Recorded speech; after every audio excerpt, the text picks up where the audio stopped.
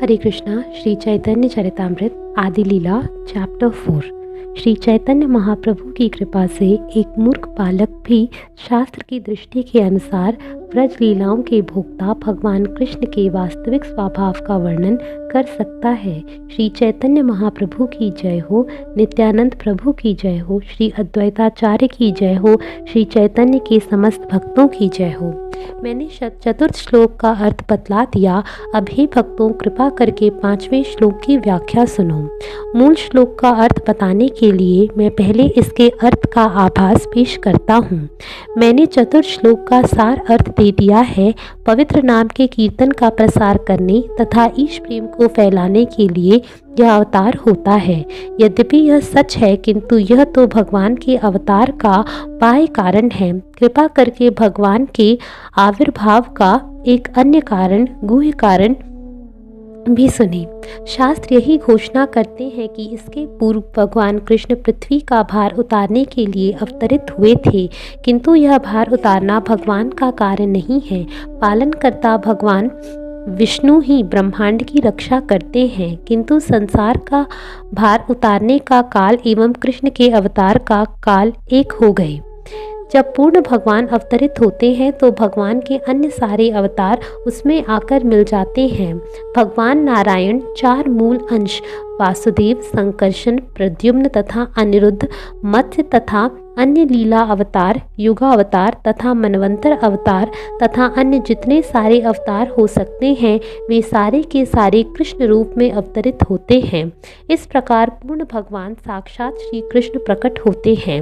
अतएव उस समय भगवान विष्णु कृष्ण के शरीर में उपस्थित रहते हैं और श्री कृष्ण उनके माध्यम से असुरों का संहार करते हैं।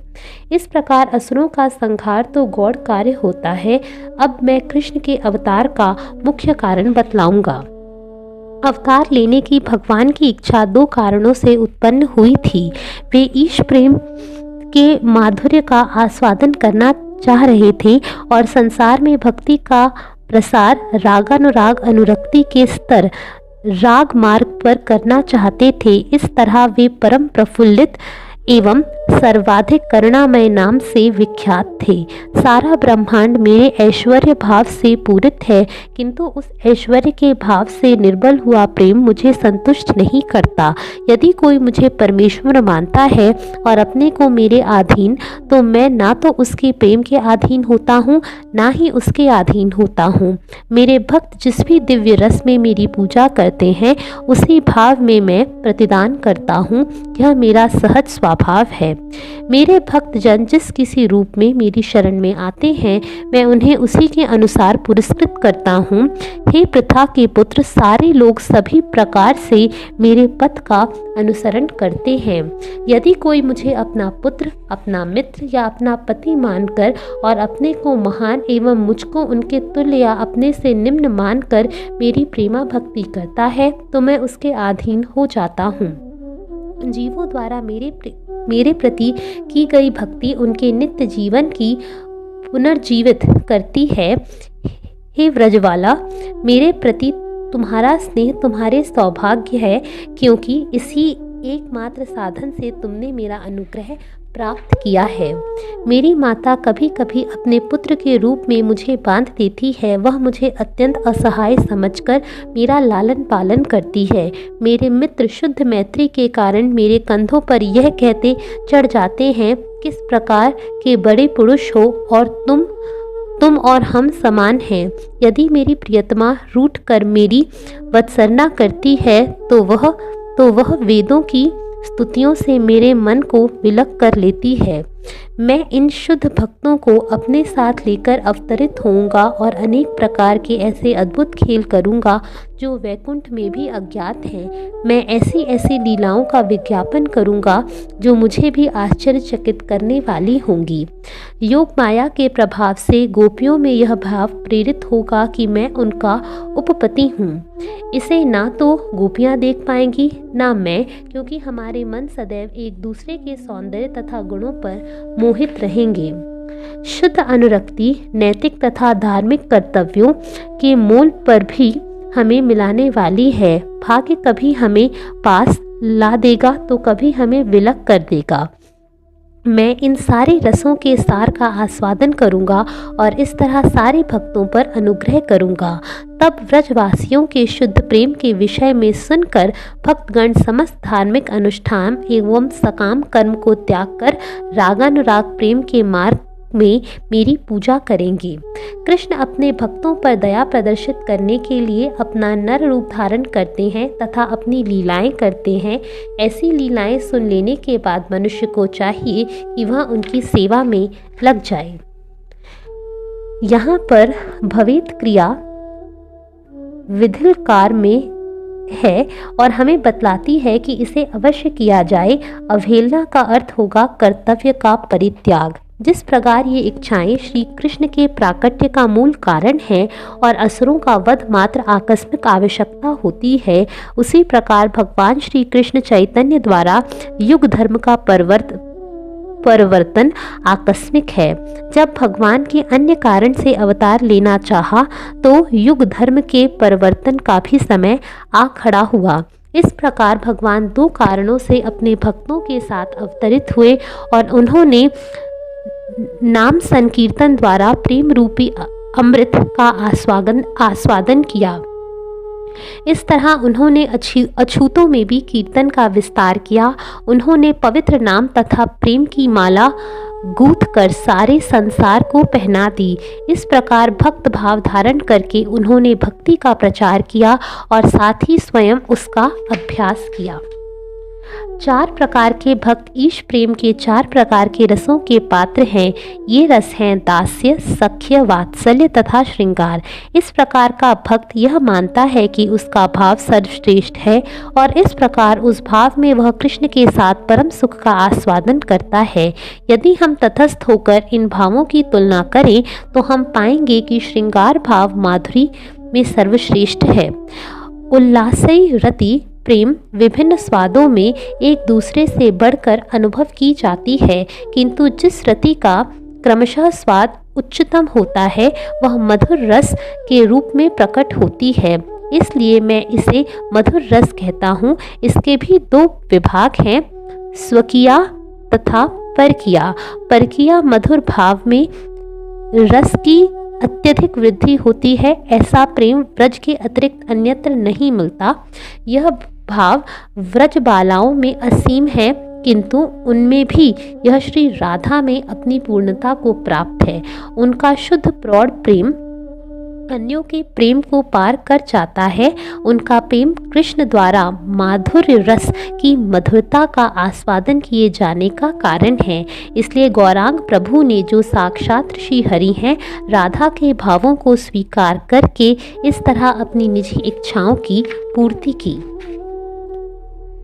श्री चैतन्य देवताओं के आश्रय, उपनिषदों के लक्ष्य, समस्त मुनियों के सर्वस्व, अपने भक्तों के सुंदर आश्रय एवं कमल नयनी गोपियों के लिए प्रेम के सार हैं। क्या वे फिर से मुझे दिख सकेंगे? भगवान कृष्ण ने अपनी असंख्य प्रेमिकाओं में से एक श्री राधा के असीम अमृतमय प्रेम रस का आस्वादन करना चाहा, अतएव उन्होंने श्री चैतन्य का रूप धारण किया है। उन्होंने अपने कृष्ण शरीर को छिपाकर अपने तेजमय पीत गौर वर्ण से उस प्रेम का आस्वादन किया है। वे भगवान चैतन्य हमें अपना अनुग्रह प्रदान करें। उल्लासमय प्रेम स्वीकार करने के कारण ही वे प्रकट हुए और उन्होंने इस युग के लिए धर्म की पुनः स्थापना की। अब मैं उस कारण को बतलाऊंगा। कृपया हर कोई सुने। इस श्लोक के विषय में संकेत करने के बाद, जिसमें भगवान के अवतार लेने के प्रमुख कारण का वर्णन हुआ है, अब मैं उसका पूर्ण अर्थ प्रकट करूंगा। श्री राधा और कृष्ण के प्रेम व्यापार भगवान की अंतरंगा हाल्दिनी शक्ति की दिव्य अभिव्यक्तियां हैं। यद्यपि राधा तथा कृष्ण एक हैं, किंतु उन्होंने अपने को सदा सदा के लिए पृथक कर लिया था। अब ये दोनों दिव्य स्वरूप पुनः श्री कृष्ण चैतन्य के रूप में संयुक्त हुए हैं। मैं उनके समक्ष नतमस्तक हूँ, क्योंकि वे स्वयं कृष्ण होकर भी श्रीमती राधा रानी के भाव तथा शरीर में प्रकट हुए हैं। राधा तथा कृष्ण एक ही हैं, किंतु उन्होंने दो देह धारण कर रखा है। इस प्रकार वे प्रेम रस का आस्वादन करते हुए एक दूसरे के भोग विलास करते हैं। अब वे रसास्वादन हेतु श्री चैतन्य महाप्रभु के रूप में एक शरीर में प्रकट हुए हैं। अतएव मैं सर्वप्रथम राधा तथा कृष्ण की स्थिति स्पष्ट करूंगा। उसी महिमा के द्वारा श्री चैतन्य जाने जा सकते हैं। श्रीमती राधिका कृष्ण प्रेम की रूपांतर विकार है। वे हाल्दिनी नामक अंतरंगा शक्ति हैं। यह हाल्दिनी शक्ति कृष्ण को आनंद प्रदान करती है और उनके भक्तों का पोषण करती है। भगवान कृष्ण का शरीर नित्य, सत, ज्ञानमय, चित्त तथा आनंद से पूर्ण आनंद है। उनकी एक ही आध्यात्मिक शक्ति 3 रूपों में प्रकट होती है। हाल्दिनी उनका आनंद पक्ष है, सांधनी उनका नित्य अस्तित्व का और स्वमित चित्त अंश का पक्ष है, जिसे ज्ञान के रूप में भी स्वीकार किया जाता है। हे प्रभु, आप सबों के आश्रय हैं। हाल्दिनी, सांधनी तथा संवित, ये तीनों आप में एक ही आध्यात्मिक शक्ति के रूप में रहती हैं, किंतु सुख, दुख तथा इन दोनों के मिश्रण को उत्पन्न करने वाले भौतिक गुण आप में नहीं पाए जाते, क्योंकि आप में भौतिक गुण नहीं रहते। साधनी का सार अंश शुद्ध सत्व है। भगवान कृष्ण का अस्तित्व इसी पर निर्भर है। कृष्ण के माता पिता, घर बार, बिस्तर, आसन इत्यादि सभी शुद्ध सत्व के रूपांतरण हैं। शुद्ध सत्व की दशा जिसमें भगवान अनावृत प्रतीत होते हैं वसुदेव कहलाती है। उस शुद्ध अवस्था में भौतिक इंद्रियों से परे और वासुदेव कहलाने वाले भगवान मेरे मन में अनुभवगम्य होते हैं। स्मित शक्ति का सार यह ज्ञान है कि श्री कृष्ण भगवान हैं। अन्य सारे ज्ञान तथा ब्रह्म ज्ञान इसके अवयव हैं। हाल्दिनी शक्ति का सार भगवत प्रेम है। भगवत प्रेम का सार भाव है और भाव का चरम विकास महाभाव है। श्री राधा ठाकुरानी महाभाव की मूर्त है। वे समस्त सद्गुणों की खान है और कृष्ण की प्रियतमाओं में शिरोमणि है। इन 2 गोपियों राधा रानी तथा चंद्रावली में श्रीमती राधा रानी सभी प्रकार से श्रेष्ठ हैं। वे साक्षात महाभाव हैं और सद्गुणों में सर्वोपरि हैं। उनका मन, इंद्रियां तथा शरीर कृष्ण प्रेम में रंगे हुए हैं। वे कृष्ण की निजी शक्ति हैं और वे उनकी लीलाओं में सहायता करती हैं। मैं उन आदि भगवान गोविंद की पूजा करता हूँ जो अपने निजी धाम गोलोक में अपने ही आध्यात्मिक स्वरूप के सदृश एवं हाल्दिनी शक्ति से युक्त राधा के साथ निवास करते हैं। उनकी संगनियां उनकी वे विश्वस्त सखियां हैं जो उनके शारीरिक स्वरूप की अंश हैं और नित्य आनंदमय आध्यात्मिक रस से ओतप्रोत हैं। आप कृपा करके सुनिए कि किस तरह कृष्ण की प्रियतमाएं उन्हें रस का आस्वादन कराने में तथा उनकी लीलाओं में सहायक बनती हैं। श्री कृष्ण की प्रेमिकाएं 3 प्रकार की हैं, लक्ष्मियां, महिषियां तथा व्रज की गोपियां, जो इन तीनों में सर्वोपरि हैं। ये सारी प्रेमिकाएं राधिका से निकलती हैं। जिस प्रकार उत्स रूप कृष्ण सारे अवतारों के कारण हैं, उसी प्रकार राधा इन समस्त प्रेमिकाओं की कारण है। लक्ष्मियां श्रीमती राधिका की अंश हैं और महिषियां उनके बिंब की प्रतिबिंब हैं। लक्ष्मियां उनकी अंश हैं और वे वैभव विलास रूपों को प्रदर्शित करती हैं। महिषियां उनके वैभव प्रकाश की स्वरूप है। व्रज वेदियों के विविध शारीरिक स्वरूप होते हैं। वे उनकी अंश हैं और रस विस्तार की साधन रूप हैं। प्रेमिकाओं के बिना रस में ऐसा उल्लास नहीं रहता। अतएव भगवान की लीलाओं में सहायता करने के लिए श्रीमती राधा रानी के अनेक स्वरूप हैं। इन प्रेमिकाओं के व्रज में कई समूह हैं जिनके नाना प्रकार के भाव तथा रस होते हैं। वे कृष्ण को रास नृत्य तथा अन्य लीलाओं की सारी माधुरी का आस्वादन कराने में सहायक होती हैं। राधा गोविंद को आनंद देने वाली हैं और वे गोविंद को मोहने वाली भी हैं। वे गोविंद की सर्वस्व हैं और उनकी समस्त प्रेयसियां वे शिरोमणि हैं। दिव्य देवी श्रीमती राधा रानी भगवान श्री कृष्ण की अर्धांगिनी हैं। वे समस्त लक्ष्मियों में प्रमुख हैं। वे सर्व आकर्षक भगवान को आकर्षित करने के सारे आकर्षणों से युक्त हैं। वे भगवान की आदि अंतरंगा शक्ति हैं। देवी का अर्थ है ज्योतिमय तथा परम सुंदरी। अथवा इसका अर्थ हो सकता है कृष्ण की पूजा एवं उनकी प्रेम क्रीड़ाओं का धाम। कृष्णमयी अर्थात का अर्थ है जिसके भीतर तथा बाहर भगवान कृष्ण हो, वे जहाँ भी दृष्टिपात करती है वहीं उन्हें कृष्ण दिखते हैं, अथवा वे भगवान कृष्ण से अभिन्न हैं क्योंकि वे प्रेम रस की प्रतिमूर्ति हैं। भगवान कृष्ण और उनकी शक्ति एक ही है।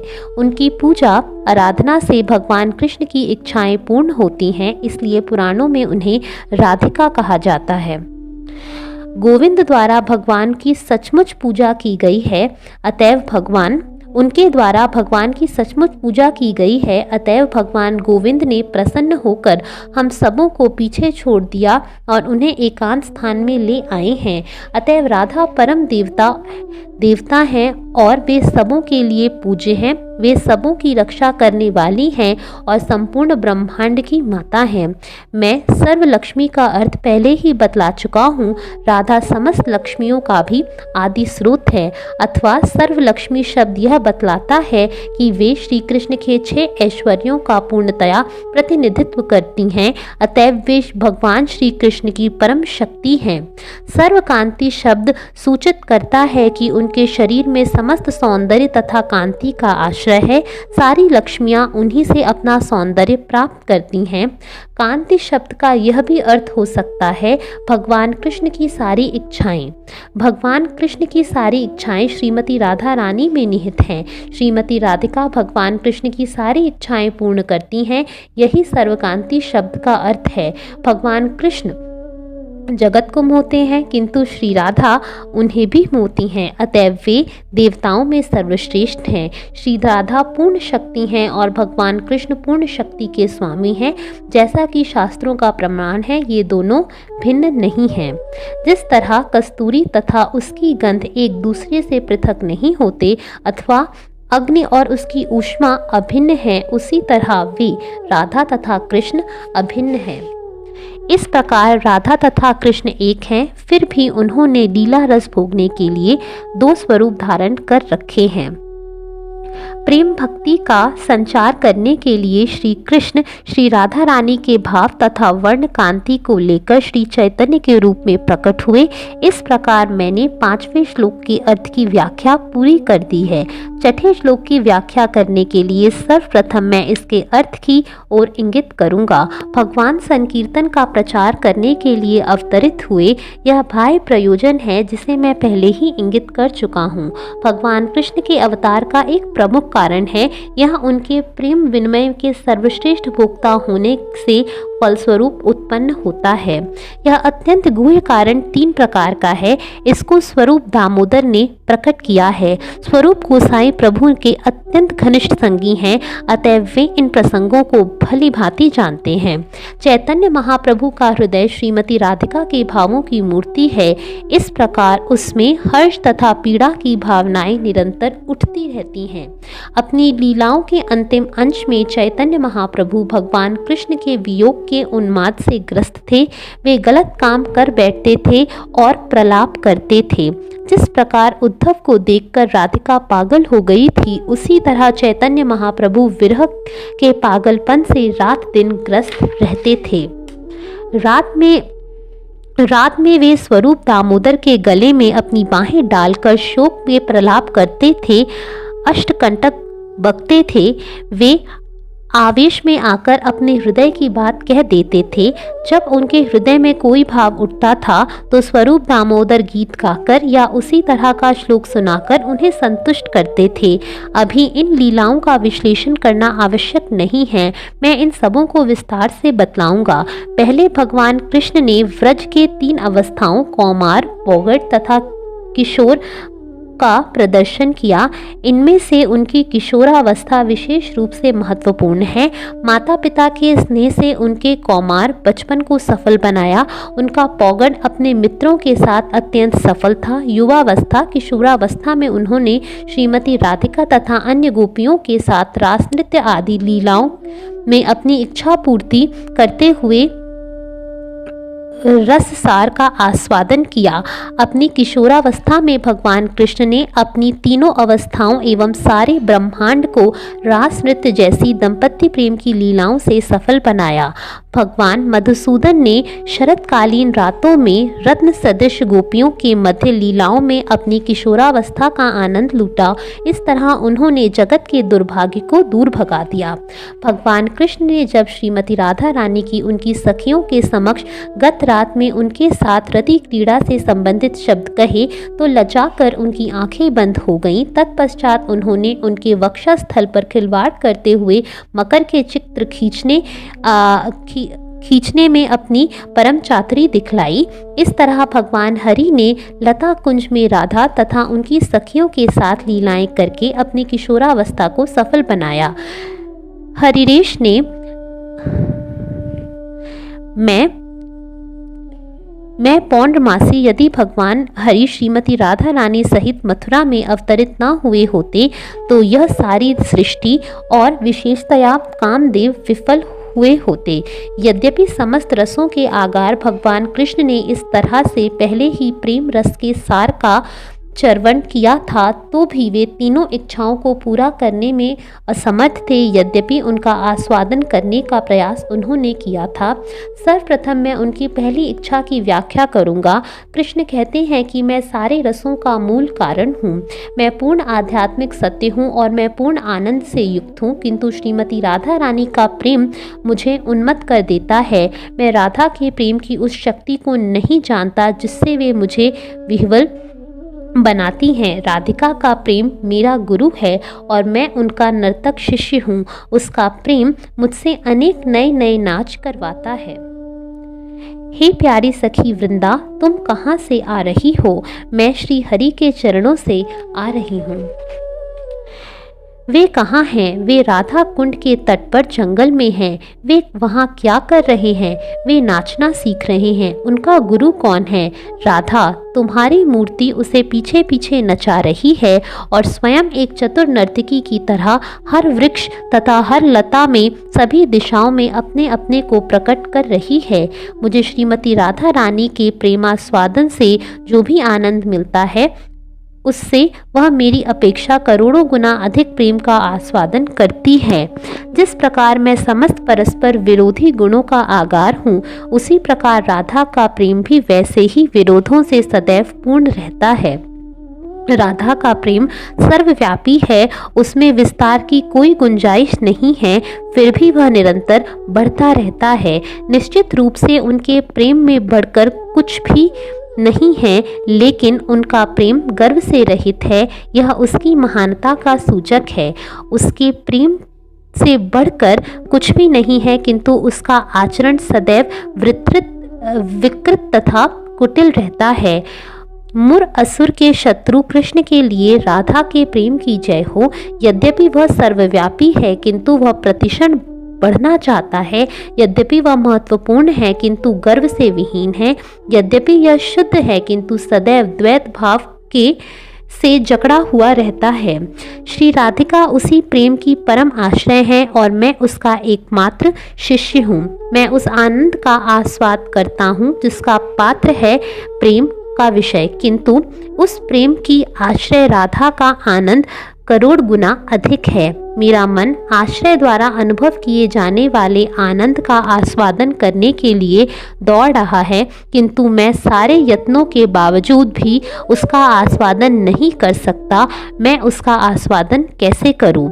यदि कभी मैं उस प्रेम का आश्रय बन पाऊं, तभी मैं उसका आस्वादन कर सकता हूं। इस प्रकार से सोचते हुए भगवान कृष्ण उस प्रेम का आस्वादन करने के लिए उत्सुक थे। उस प्रेम की उत्कट इच्छा से उनके हृदय में अधिराधिका अग्नि धधकने लगी।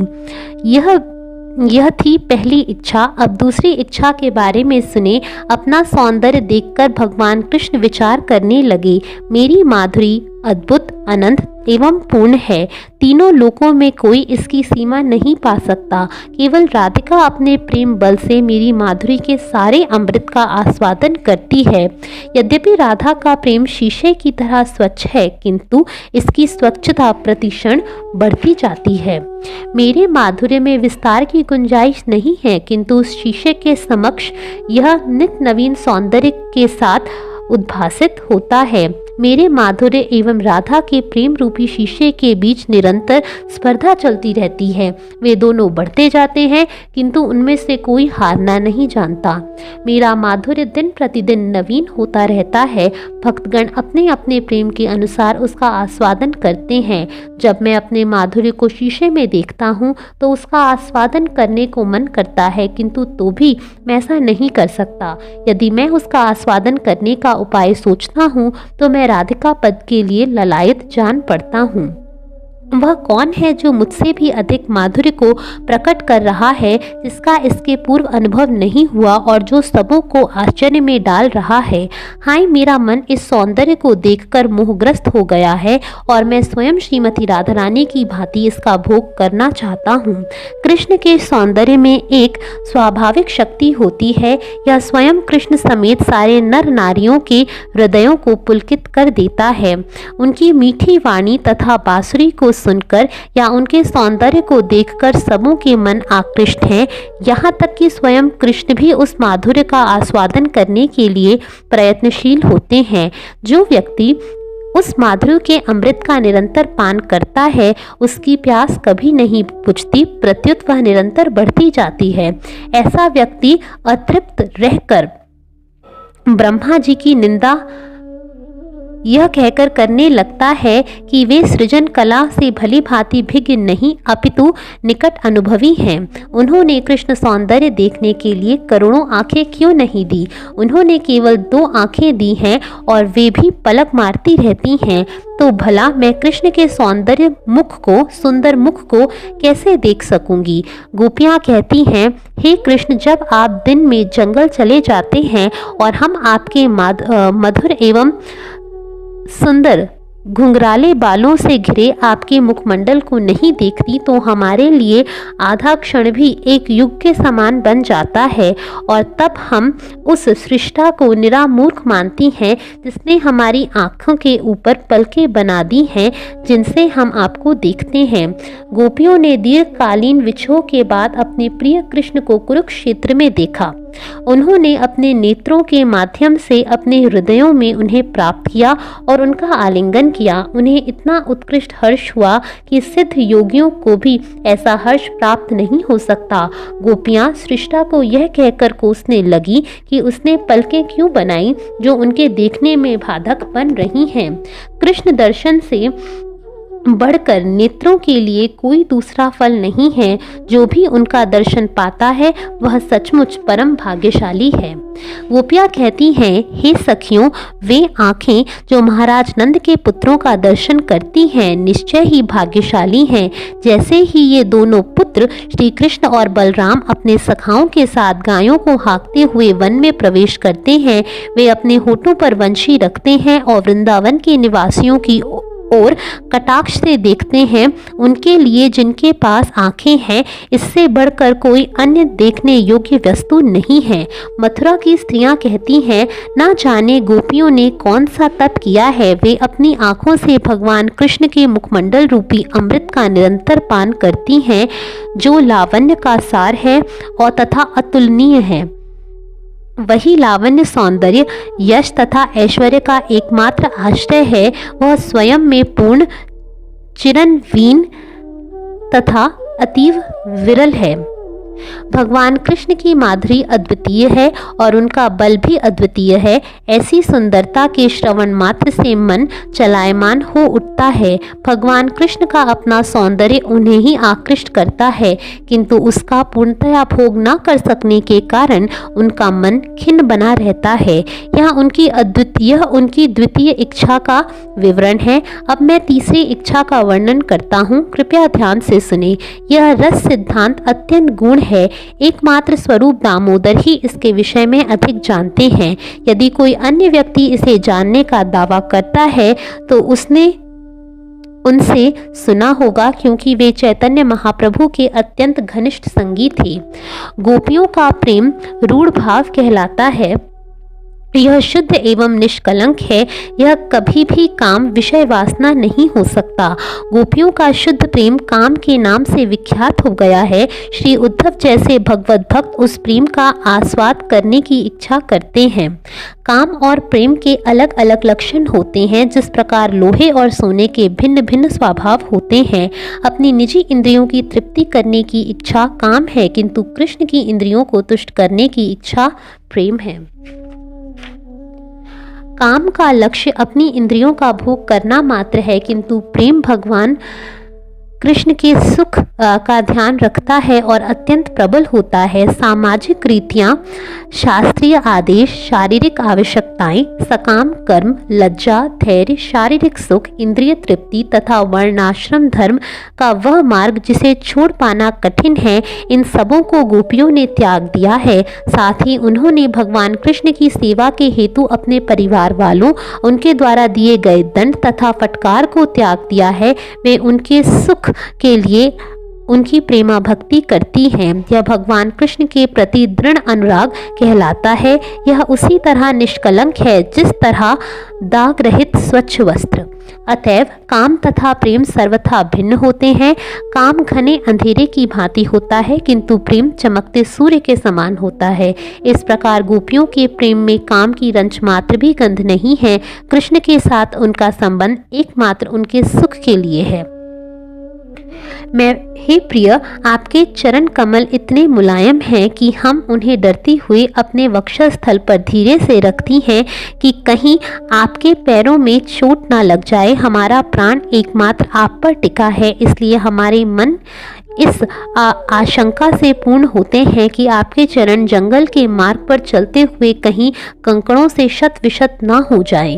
गोपियाँ अपने सुख या दुख की तनिक भी परवाह नहीं करती। उनकी सारी शारीरिक तथा मानसिक चेष्टाएं भगवान कृष्ण को सुख पहुंचाने की दिशा में लगी रहती हैं। उन्होंने कृष्ण के लिए अपने सपना सब कुछ त्याग दिया। कृष्ण को सुख देने के लिए ही उनमें शुद्ध अनुराग है। मेरी प्रिय गोपियों, तुम सबों ने मेरे लिए सामाजिक रीतियों, शास्त्रीय आदेशों और अपने परिवार वालों का परित्याग किया है। मैं तुम्हारी एकाग्रता बढ़ाने के उद्देश्य से ही तुम लोगों के पीछे छिप गया था। चूँकि मैं तुम्हारे ही लाभ के लिए छिप गया था, अतएव तुम लोगों को मुझ पर अप्रसन्न नहीं होना चाहिए। श्री कृष्ण ने अपने पहले से प्रतिज्ञा कर रखी है कि वे अपने भक्तों से उसी मात्रा में आदान प्रदान करेंगे जिस मात्रा में वे उनकी पूजा करेंगे।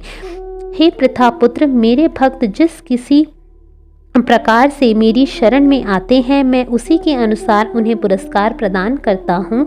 सारे व्यक्ति सभी तरह से मेरे मार्ग का अनुसरण करते हैं। गोपियों की पूजा से वह प्रतिज्ञा टूट चुकी है, जैसा कि स्वयं भगवान कृष्ण स्वीकार करते हैं। हे गोपियों, मैं तुम्हारी निष्कलंक सेवा का बदला ब्रह्मा के जीव काल में भी नहीं चुका पाऊंगा। मुझसे तुम लोगों का संबंध भत्सरना से परे है। तुम लोगों ने उन सारे घरेलू बंधनों को तोड़कर मेरी पूजा की है जिनको तोड़ पाना कठिन होता है। अतएव तुम लोगों के यशस्वी कार्य की ही तुम्हारी क्षतिपूर्ति करें। अब हमें जो भी स्नेह गोपियों के शरीरों में दिखता है, उसे एकमात्र भगवान कृष्ण के निमित्त ही जानना चाहिए। गोपियाँ सोचती हैं, मैंने यह शरीर भगवान कृष्ण को समर्पित कर दिया है, वे ही इसके स्वामी हैं और यह उन्हें सुख देता है। इस शरीर को देखकर तथा इसका स्पर्श करके कृष्ण को आनंद प्राप्त होता है। इसी कारण से वे अपने शरीर को साफ करती हैं एवं सजाती हैं।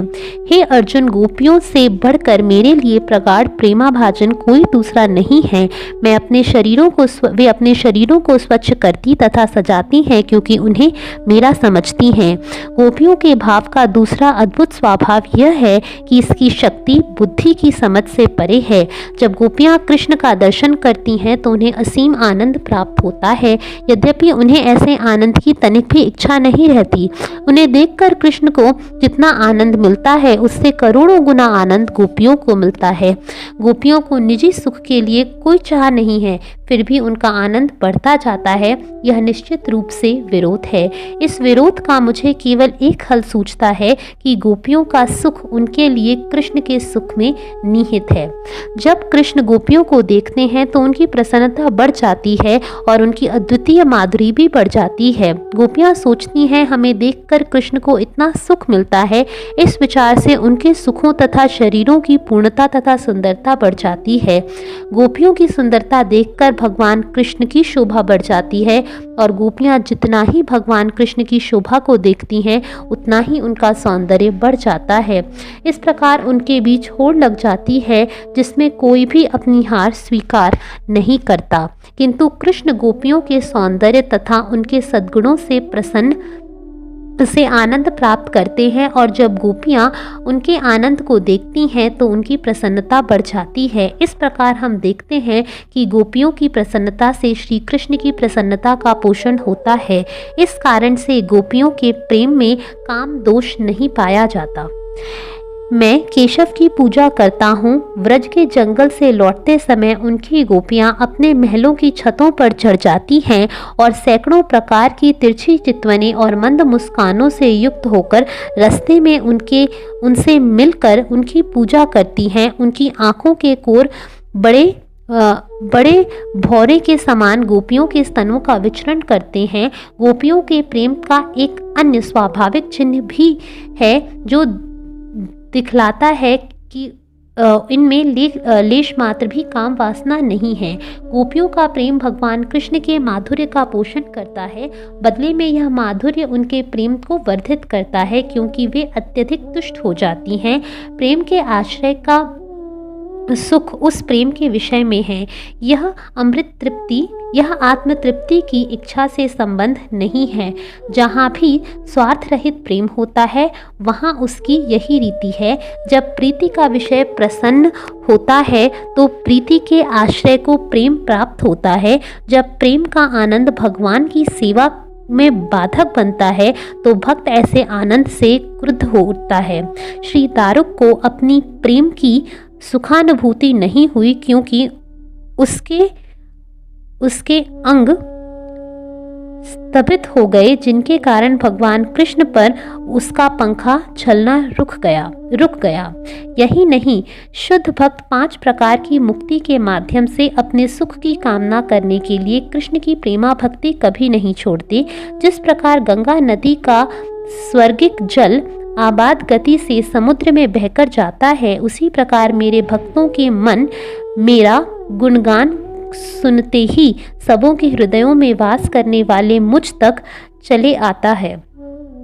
पुरुषोत्तम भगवान की दिव्य प्रेमा भक्ति के ये लक्षण यह अहेतुकी होती है और किसी भी तरह रोकी नहीं जा सकती। मेरे भक्त मेरी सेवा को छोड़कर सालोक्य सृष्टि, सारूप्य, सामीप्य तथा मेरे साथ तदात्म्य को तब भी स्वीकार नहीं करते यदि उन्हें मैं ये मुक्तियां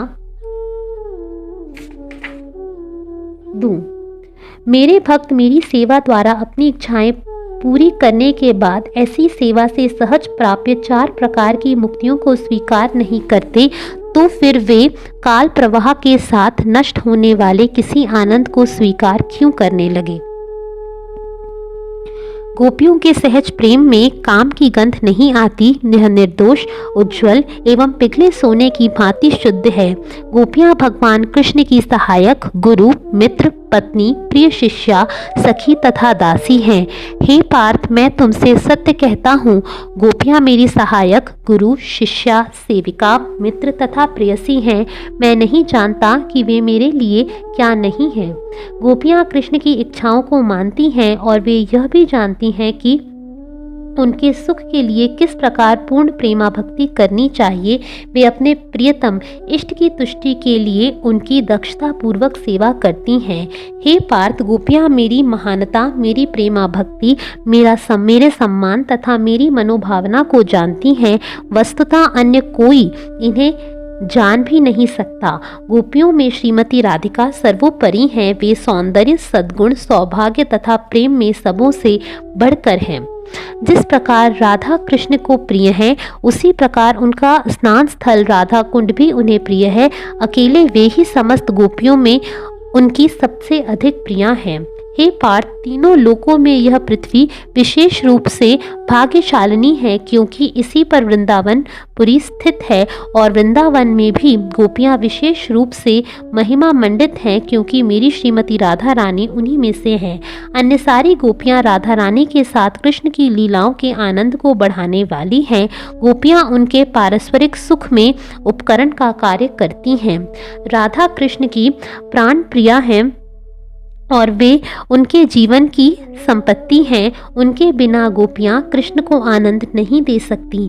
कंस के शत्रु भगवान कृष्ण ने रास नृत्य के समय अन्य सारी गोपियों को एक ओर छोड़ दिया और श्रीमती राधा रानी को अपने हृदय से लगा लिया, क्योंकि वे भगवान की इच्छाएं पूरी करने में उनकी सहायिका हैं। चैतन्य महाप्रभु वही राधा भाव लेकर प्रकट हुए हैं। उन्होंने इस युग के धर्म, भगवान नाम कीर्तन और शुद्ध ईश प्रेम का प्रचार किया है। श्रीमती राधा रानी के भाव में उन्होंने अपनी इच्छाएं भी पूरी की। यही उनके अवतार का मुख्य कारण है। श्री कृष्ण चैतन्य साक्षात रसों के अवतार कृष्ण व्रजेंद्र कुमार हैं। वे साक्षात श्रृंगार हैं। वे उस माधुर्य रस का आस्वादन करने और संयोगवश समस्त रसों का प्रचार करने के लिए अवतरित हुए। हे सखियों, देखो ना किस तरह श्री कृष्ण वसंत ऋतु का आनंद लूट रहे हैं। उनके प्रत्येक अंग का आलिंगन गोपियों द्वारा हो रहा है, जिससे वे साक्षात श्रृंगार प्रतीत होते हैं। वे अपनी दिव्य लीलाओं से समस्त गोपियों एवं सारी सृष्टि को प्रमुदित करते हैं। अपने मुलायम श्याम वर्ण एवं नील कमल जैसी भुजाओं एवं पैरों से उन्होंने कामदेव के लिए उत्सव की सृष्टि कर दी है। श्री कृष्ण चैतन्य रस के धाम है। उन्होंने रस की मधुरता का आस्वादन अनंत विधियों से किया है। इस तरह उन्होंने कलयुग के लिए धर्म का प्रवर्तन किया है। चैतन्य महाप्रभु के सारे भक्त इन सारे सत्यों को जानते हैं। मैं अद्वैताचार्य नित्यानंद, श्रीवास पंडित, गदाधर, स्वरूप दामोदर, मुरारी गुप्त, हरिदास तथा श्री कृष्ण चैतन्य के अन्य भक्तों को भक्ति पूर्वक नमस्कार करके उनके चरण कमलों में अपने सिर को धारण करता हूँ। मैंने छठे श्लोक का संकेत कर दिया है। अब मैं मूल श्लोक का अर्थ उद्घाटित कर रहा हूँ, कृपा करके सुने। श्रीमती राधा रानी के प्रेम की महिमा को समझने की इच्छा से भगवान हरि, जिनके अद्भुत गुणों का आस्वादन राधा अपने प्रेम से करती हैं और इस प्रेम की मधुरता की अनुभूति करके परम सुख का अनुभव करती हैं, श्रीमती शची देवी के गर्भ से उसी तरह प्रकट होते हैं जिस तरह समुद्र से चंद्रमा प्रकट होता है। इन सारे सिद्धांतों को जन सामान्य के समक्ष प्रकट करना अनुचित है, किंतु यदि इन्हें प्रकट नहीं किया जाता है तो इन्हें कोई भी समझ नहीं सकेगा। इसलिए मैं केवल उनका सार ही प्रकट करूंगा, जिससे रसिक भक्त तो समझ लें, किंतु जो मूर्ख हैं वे समझ नहीं सकेंगे। जिस किसी ने श्री चैतन्य महाप्रभु और नित्यानंद प्रभु को अपने हृदय में धारण कर लिया है, वह इन सारे दिव्य सिद्धांतों को सुनकर परम आनंदित होगा। ये सारे सिद्धांत आम की नई कोपलों के समान है। ये कोयल रूपी भक्तों को सदैव प्रिय हैं। ऊंट सदृश अभक्त इन विषयों में प्रवेश नहीं कर सकते, इसलिए मेरे मन में विशेष प्रसन्नता है। मैं उनके डर से कहना नहीं चाहता, किंतु यदि वे नहीं समझते तो तीनों लोकों में इससे बड़ी प्रसन्नता की बात और क्या हो सकती है। अतएव भक्तों को नमस्कार करके मैं उनके संतोष के लिए बिना किसी हिचक से कहूँगा। एक बार भगवान कृष्ण ने अपने मन में विचार किया कि सारे लोग कहते हैं मैं आनंद तथा समस्त रसों से पूर्ण हूँ, सारा संसार मुझी से आनंद प्राप्त करता है। क्या ऐसा भी कोई है जो मुझे आनंद दे सके, जिसमें मुझसे सैकड़ों गुना अधिक गुण हो वही मेरे मन को आनंदित कर सकता है। मुझसे अधिक गुणवान व्यक्ति को इस जगत में ढूंढ पाना असंभव है, किंतु एकमात्र राधा में मुझको उसकी उपस्थिति जान पड़ती है जो मुझे आनंद दे सकती है। यद्यपि मेरा सौंदर्य 1 करोड़ कामदेवों को पराजित करने वाला है, यद्यपि यह अतुलनीय और अद्वितीय है तथा तीनों जगतों को आनंदित करने वाला है, किंतु राधा रानी के दर्शन से मेरे नेत्रों को आनंद प्राप्त होता है। मेरी दिव्य बांसुरी की ध्वनि तीनों लोगों को आकर्षित करती है, किंतु मेरे कान श्रीमती राधा रानी के मधुर शब्दों से मुग्ध हो जाते हैं। यद्यपि मेरा शरीर संपूर्ण सृष्टि को सुगंधि देता है, किंतु राधा रानी के अंगों की सुगंधि मेरे मन तथा हृदय को मोहित कर लेती है। यद्यपि संपूर्ण सृष्टि मेरे कारण विभिन्न रसों से पूरित है, किंतु मैं श्रीमती राधा रानी के होठों से अमृत रस पर मुग्ध हूँ। यद्यपि मेरा स्पर्श 1 करोड़ों चंद्रमाओं से भी शीतल है, किंतु मैं श्रीमती राधिका के स्पर्श से तरोताज़ा होता हूँ। इस तरह यद्यपि मैं ही संपूर्ण जगत के सुख का उद्गम हूँ, किंतु राधिका के सौंदर्य एवं गुण मेरे जीवन और आत्मा है। श्रीमती राधा रानी के प्रति मेरी स्नेहिल भावनाओं को इस रूप में समझा जा सकता है, किंतु जब मैं विचार करके देखता हूँ तो उन्हें विपरीत पाता हूँ। जब मैं श्रीमती राधा रानी पर दृष्टि डालता हूँ तो मेरी आंखें पूर्ण तृप्त हो जाती हैं, किंतु मुझे देखकर वह और भी अधिक तुष्ट होती हैं। बांसों की परस्पर रगड़ से वंशी जैसी मर्मम स्वर निकलता है, वह राधा रानी की चेतना को हर लेता है, क्योंकि वह इसे मेरी वंशी की ध्वनि समझती हैं। वह मेरे भ्रम से तमाल वृक्ष का आलिंगन करती हैं। वह सोचती हैं कि मुझे कृष्ण का आलिंगन मिल रहा है, अतएव मेरा जीवन सार्थक हो गया। इस प्रकार वह वृक्ष को अपनी भुजाओं में भरकर कृष्ण को प्रसन्न करने में मग्न रहती हैं। जब अनुकूल वायु मेरे शरीर से गंध को उस तक ले जाती हैं तो वह प्रेमांत हो उठती हैं और उस वायु में उड़ना चाहती हैं। जब वह मेरे द्वारा खाए पिए खान पान का आस्वादन करती हैं तो वह आनंद के समुद्र में मग्न हो जाती हैं और सब कुछ भूल जाती हैं। मैं सैकड़ों मुखों से उस दिव्य आनंद को व्यक्त नहीं कर सकता जिसे वह मेरी संगति में प्राप्त करती हैं। अपनी लीलाओं के अंत में उनके मुख की कांति देखकर मैं सुख में मग्न होकर अपनी पहचान भूल जाता हूँ। भरत मुनि ने कहा है कि प्रेमी तथा प्रेमिका के रस समान होते हैं, किंतु मेरे वृंदावन रस को वे भी नहीं जानते। मुझे राधा रानी से मिलने पर जो सुख मिलता है वह अन्यों से मिलने पर प्राप्त सुख से सैकड़ों गुना अधिक होता है। मैं कल्याणी राधा रानी, तुम्हारा शरीर समस्त सौंदर्य का स्रोत है। तुम्हारे लाल लाल होठ अमृत मधुरता की अनुभूति से भी मूल्यवान है। तुम्हारे मुख में कमल के फूल की सुगंधि है। तुम्हारी मधुर वाणी कोयल की ध्वनि को परास्त करने वाली है और तुम्हारे अंग प्रत्यंग चंदन लेप से भी शीतल है। मेरी दिव्य इंद्रियां सद्गुणों से अलंकृत तुम्हारा आस्वादन करके परम आह्लादित होती है। उनकी आंखें कंसारी भगवान कृष्ण के सौंदर्य पर मुग्ध है। उनका शरीर उनके स्पर्श से आनंद पुलकित होता है। उनके कान सदैव उनकी मधुर ध्वनि की ओर आकृष्ट होते हैं। उनके नथने उनके सुगंध से मुग्ध होते हैं और उनकी जीभ उनके मुलायम होठ का अमृत पान करने के लिए ललायित रहती हैं।